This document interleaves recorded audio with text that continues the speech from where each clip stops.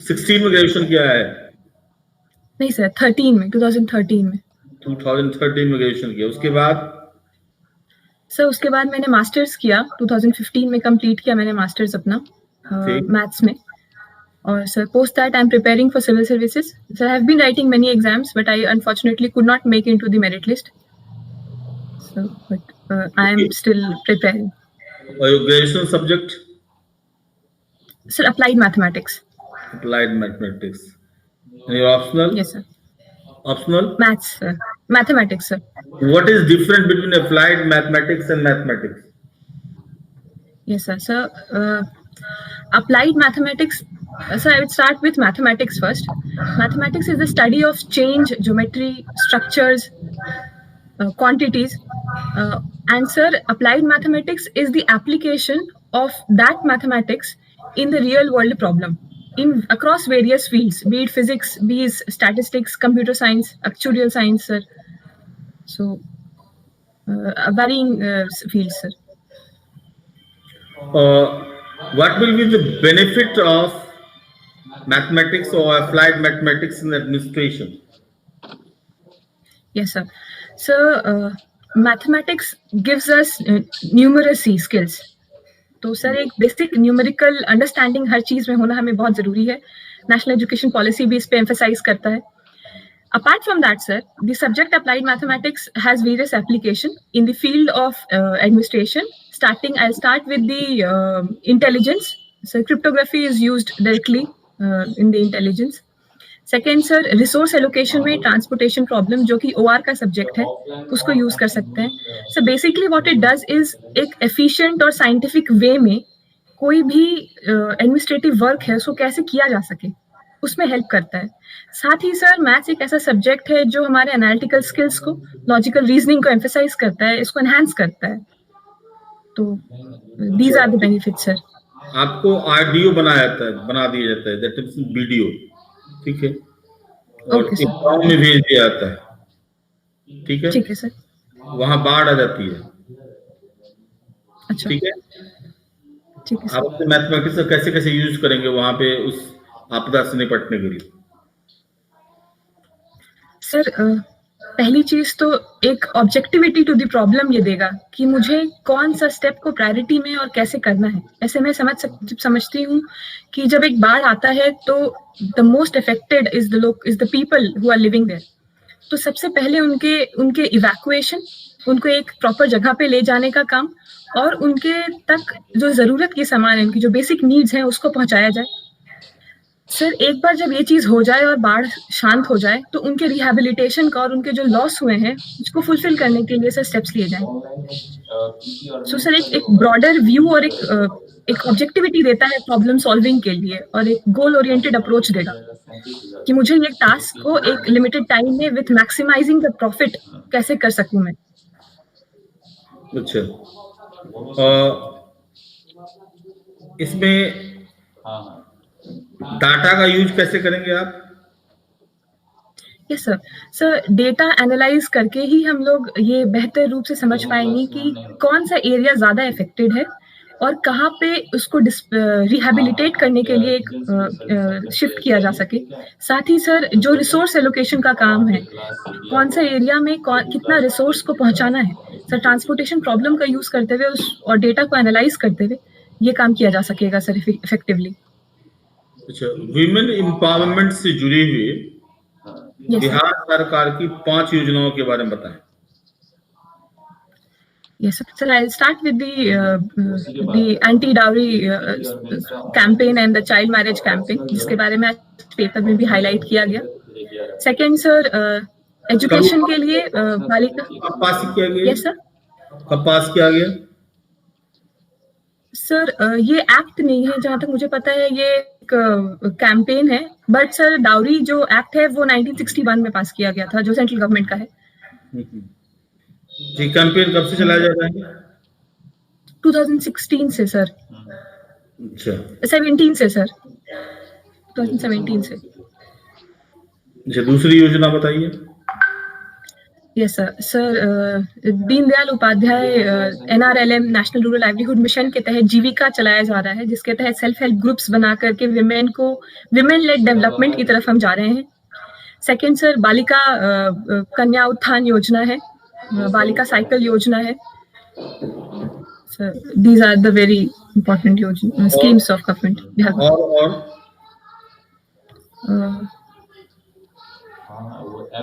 Sir अभी Bihar government का particularly sir ध्यान नहीं आ पा रहा है। और ये विमेन रिजर्वेशन दिया गया है। Yes sir 35%।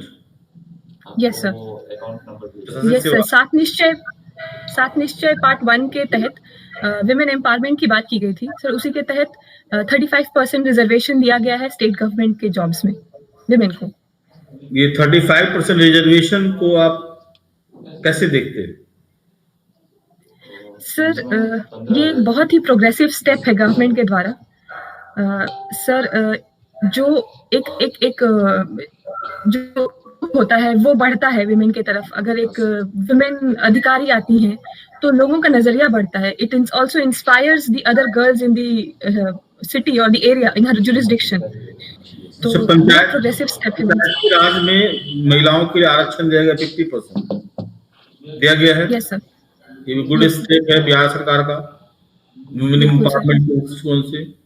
लेकिन देखा ये गया है कि मुखिया पति नाम का नया पैदा हुआ। मुखिया पति सरपंच पति। Yes sir. हाँ, तो क्या हम आगे देखेंगे प्रशासनिक पति? नहीं सर, ऐसा मुझे जहाँ तक मेरी समझ है ये एक बहुत गलत चीज है जो प्रैक्टिस हो रहा है। और मुझे लगता है ये कहीं ना कहीं गवर्नमेंट मशीनरी की भी फेलियर है कि इस प्रॉब्लम को सॉल्व नहीं किया जा सकता है। डिस्पाइट नोइंग कि इस तरह का प्रॉब्लम प्रेवलेंट है, एक स्ट्रिक्ट एक्शन नहीं लिया जा रहा है इसके खिलाफ।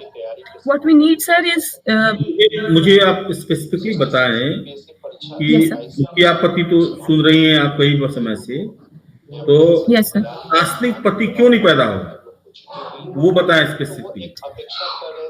सर प्रशासनिक पति इसलिए नहीं हो सकता है क्योंकि प्रशासन में जो ऑफिसर है वो एक पब्लिक फिगर होता है और सारे जो इनिशिएटिव्स होते हैं उसको अपने इंडिविजुअलिस्टिक लेवल पे लेना होता है। मुझे लगता है ये एक बहुत ही ये पॉसिबल नहीं है होना। और कोई कारण? साथ ही और जो प्रशासन में महिलाएं आ रही हैं वो काफी सशक्त हैं, पहले से चीजों को जान समझ रही हैं and they are aware of their rights. ये जो मुझे नहीं लगता है सर इस तरह एक मुखिया पति जो बन रहे हैं ये क्यों हो रहा है? ये क्यों हो रहा है सर? Yes sir. सर ये इसलिए हो रहा है क्योंकि समाज में औरतों का स्टेटस को बहुत लो रखा गया है। women have been suppressed from a very long time. उनका सिर्फ डोमेस्टिक स्पेस में ही मूवमेंट अलाउ होता है, पब्लिक स्पेस में नहीं। सेकेंड सर एजुकेशन और कैपेबिलिटी एनहांसमेंट कैंपेन्स नहीं होते हैं। एक गवर्नेंस का काम कैसे करना चाहिए उसकी ट्रेनिंग नहीं दी जाती है। तो सर इसके वजह से हम ये सब प्रॉब्लम्स देख पाते हैं।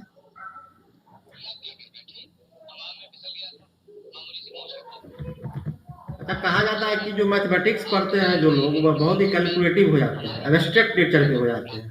उसमें जो संवेदना होती है, मानवीय संवेदना, वो बहुत कम हो जाती है। तो आप अगर प्रशासनिक पदाधिकारी बनती हैं तो आप कैसे लोगों से डील करिएगा?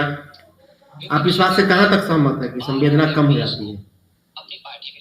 सर मैंने भी मैथ्स 5 साल पढ़ा और मैं इन जनरल तो नहीं बता सकती, बट मैं अपने पर्सनल लेवल पे बता सकती हूँ कि मैं काफ़ी बैलेंस्ड अप्रोच रखती हूँ और मैं ग्रास रूट के लोगों के प्रॉब्लम्स से उतनी ही एम्पैथाइज और सिंपैथी दिखा सकती हूँ और उनके लिए सहानुभूति व्यक्त कर सकती हूँ सर।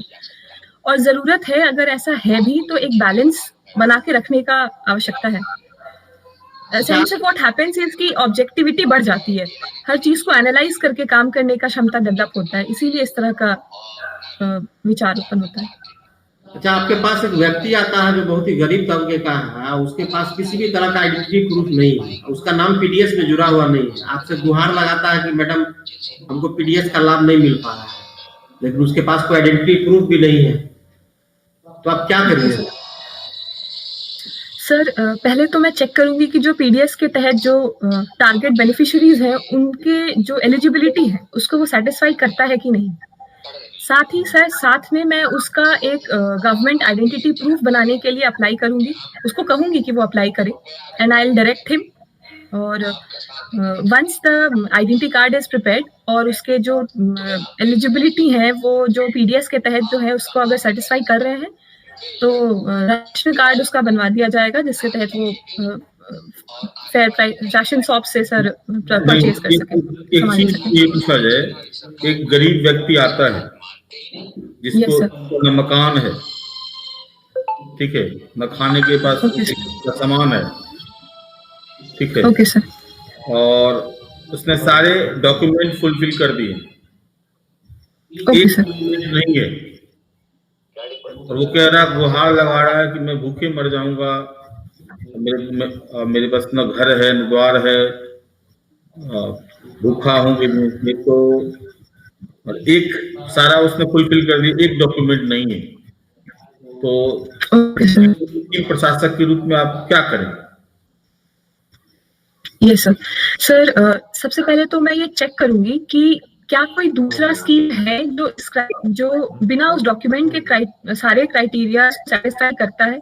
अगर वैसा कोई स्कीम है तो मैं उसके तहत उसको फायदा दिलवा दूंगी। सर सेकंड अप्रोच ये होगा कि अगर जिस भी एक्ट के तहत मुझे ये अधिकार मिला हुआ है, अगर उसमें सर कोई डिस्क्रिशनरी पावर है तो मैं वो चेक करके या अपने डिस्क्रिशन का इस्तेमाल करके उसको चेक करूंगी, और वो सच में अगर जरूरतमंद है तो सर मुझे लगता है उसकी हेल्प होनी चाहिए। और या फिर सर अगर डिस्क्रिशनरी पावर मुझे नहीं है तो मैं अपने सीनियर के साथ ये रिक्वेस्ट कर सकती हूँ कि इस केस के लिए कुछ ध्यान दिया जा सके सर। मुझे लगता है ये 3 स्टेप। आपके सीनियर के पास इतना वक्त है कि किसी पर्टिकुलर एक आदमी के लिए आपसे बात करे या उसका सॉल्यूशन बताए? सर तो मैं उस लेवल पे मैं किसी एनजीओ से संपर्क करके उस आदमी का जो भी प्रॉब्लम है उसको रिजॉल्व करने में हेल्प कर सकती हूँ। आप पर्सनली भी तो उसको हेल्प कर सकती हैं। आप एक प्रशासनिक पदाधिकारी, आप इतनी सक्षम है कि आप पर्सनली उसको मदद अपने पास के धन से उसको सहायता कर सकती हैं, तो आप वो नहीं सर करेंगे? अगर नहीं सर ऐसा नहीं है सर, अगर धन मेरे जितना उसमें लागत लग रहा है वो एक वाजिब अमाउंट है जिसको मैं मतलब मैं उसका भार उठा सकती हूँ। छोटा अमाउंट है सर, फॉर एग्जांपल अगर एजुकेशन फंड करने का बात है तो वो मैं बेशक बेहिचक कर सकती हूँ। बट सर उसको अगर कुछ बड़ा पूंजी चाहिए तो उसके लिए सर गवर्नमेंट के स्कीम्स का ही के थ्रू उसको मिले तो वो ज्यादा अच्छा होगा। मैं पर्सनल लेवल पे एक अमाउंट, उतना बड़ा अमाउंट मैं शायद नहीं दे सकूंगी सर। अच्छा, अभी बिहार में आप ग्रास रूट लेवल पर क्या क्या समस्याएं देखती हैं? Yes sir. सबसे बड़ा समस्या तो सर मुझे पॉवर्टी दिखता है, एजुकेशन, हेल्थ। रिसेंट में सर माइग्रेंट लेबर क्राइसिस देखा गया, तो वो भी एक बहुत बड़ा समस्या है सर। मतलब हमें जरूरत है कि जितनी भी समस्याएं आपने गिनवाई है, गरीबी, स्वास्थ्य से जुड़ा हुआ, तो इसके लिए हमारे राज्य सरकार और केंद्र सरकार के द्वारा बहुत सारी स्कीमें चल रही हैं, फिर भी उन लोगों का फायदा क्यों नहीं पहुंच रहा है? क्या कारण है? सर मुझे लगता है कि जो इन जो जो जो लेवल ऑफ प्रोग्राम का पेनिट्रेशन होना चाहिए ग्रास रूट पे, शायद उसमें कहीं ना कहीं कमी है। उसी का तो कारण आपने और पूछा ना, आखिर प्रोग्राम वहां तक पहुंच क्यों नहीं पा रहा? सर इसके बहुत सारे कारण हैं। जैसे सर अगर मैं एग्जांपल लूं, अगर पीडीएस सिस्टम का फॉर एग्जांपल जो हंगर को या राइट टू फूड प्रोवाइड करता है सर, उसमें बहुत सारे लीकेजेस हैं। Corruption is one of the major reason. Leakage है सर, एफसीआई से लेकर के प्रोक्योरमेंट करना से लेकर डिस्ट्रीब्यूशन तक में लीकेज है, उसको बिल्ड करने का जरूरत है सर। सीसीटीवी कैमरा या आरएफआईडी लगा करके इस तरह के लीकेज को चेक किया जा सकता है सर। साथ ही सोशल ऑडिट होना चाहिए और फीडबैक मैकेनिज्म होना चाहिए गवर्नमेंट का, कि हर 2 महीने पे या हर 15 दिन पे कुछ इस तरह का फीडबैक लिया जा सके और पता चल सके कि जो स्कीम्स जो बेनिफिशियरी है उस तक स्कीम पहुंच रहा है या नहीं। अच्छा, लीकेज को दूर करने के लिए इसमें क्या क्या सुधार अब तक किए गए हैं? Yes sir. सर पहला तो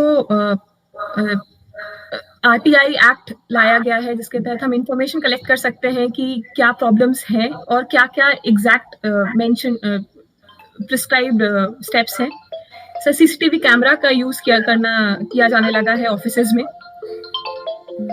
बेसिकली हम साथ ही पीडीएस के से रिलेट करके ओके, पीडीएस सिस्टम अच्छा क्या क्या किया गया अभी तक बिहार में? यस सर सीसीटीवी कैमरास का यूज किया जाता है।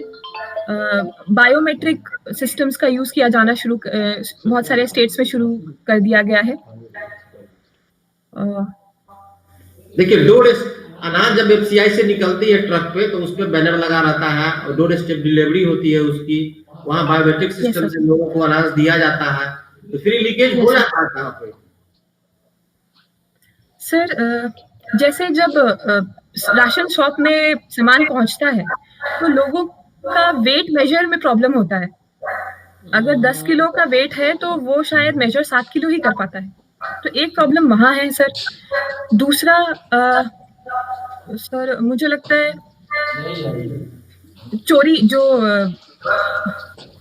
इसको लॉस भी कह सकते हैं सर, चोरी किया जाता है अनाज बहुत बार, बहुत सारे बेनिफिशियरी को नहीं दिया जाता है, और अगर बेनिफिशियरी लेता भी है तो सर वो सेल आउट कर देता है मार्केट में। आपको अगर एक ब्लॉग का वीडियो बना दिया जाता है और आपके ब्लॉग में कई तरह की योजनाएं चल रही है, तो उन योजनाओं का लाभ अंतिम व्यक्ति तक पहुंच सके, इसके लिए आपके पास क्या रोड मैप है, कैसे आप सर पहले तो मैं इंश्योर करूंगी कि मैं फील्ड वर्क करूं, सिर्फ ऑफिस में ना बैठूं, और मैं फील्ड तक लास्ट माइल कनेक्टिविटी पहुंचाऊं और उसको हर वो सुविधा और उसको अपने राइट्स के लिए उसका जो है उसको अवेयर कराऊं। और साथ में सर मैं अपना जो व्हाट्सएप नंबर है वो जनहित में जो वहाँ के लोगों हैं उन तक पहुंचाऊं, ताकि जो भी प्रॉब्लम हो वो डायरेक्ट मुझसे जुड़ सके। मैं एक ऐसी अप्रोचेबल ऑफिसर रहूं कि लोग अपने प्रॉब्लम्स को मेरे साथ आके शेयर कर सकें sir.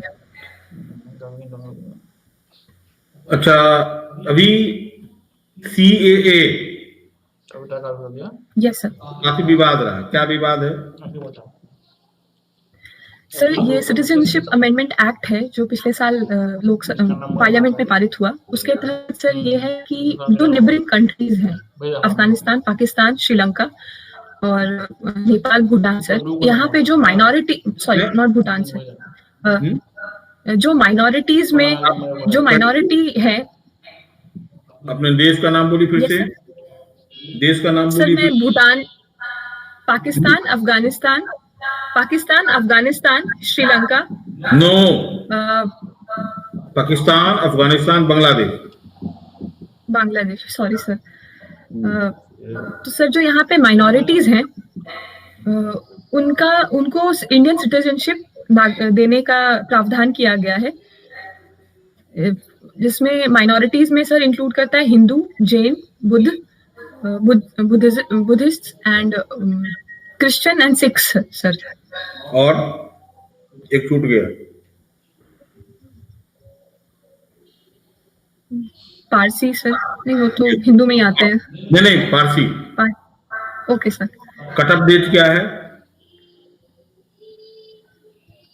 Sir I am sorry, I have to look out for it. अच्छा, मुझे याद नहीं है। इसमें विवाद क्या है? सर ऐसा एप्रीहेंशन है कि जो मुस्लिम समुदाय हैं उन्हें ऐसा डर है कि उनके लिए अगर पर्याप्त डॉक्यूमेंट्स नहीं मिलते हैं तो शायद उन्हें उनकी सिटीजनशिप को खत्म कर दी जाएगी। और सर दूसरा पॉइंट ये भी है कि why Muslims are also being left out from these countries, उनको क्यों नहीं सिटीजनशिप दिया जा रहा है? आपके हिसाब से क्या है, गलत है? सर मुझे लगता है ऐसा इन दोनों में से कोई भी चीज एप्लीकेबल नहीं है, क्योंकि जो एक्ट है वो इस बारे में बात नहीं करता है, वो सिर्फ नागरिकता देने के बारे में बात करता है माइनॉरिटीज को। NPR NRC में क्या अंतर है? Sir NPR is national population register, जो सेंसस के साथ बनाया जाता है, और NRC सर जो बांग्लादेशी माइग्रेंट्स जो असम में आए थे उनका एक डेटा मेंटेन करने के लिए असम गवर्नमेंट ने असम अकॉर्ड के तहत NRC का क्रिएशन किया था। नहीं, ऐसा नहीं है Sir, I'm sorry that I have to read out.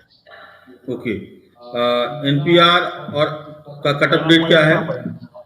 Cut up कितना होता है? 25 जनवरी 1971। सर मुझे पढ़ना होगा, ये मैंने रिवाइज नहीं किया है। एनआरसी कहाँ से कब से शुरू हुआ, लागू हुआ? आई एम सॉरी सर, मुझे याद नहीं है। अच्छा, संविधानवाद क्या होता है? कॉन्स्टिट्यूशनलिज्म।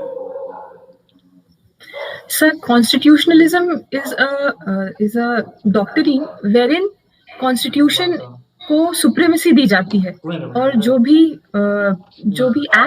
काम किया जाता है वो constitution को supreme मानकर किया जाता है and its supremacy prevails every time along with the rule of law और which is a part of it.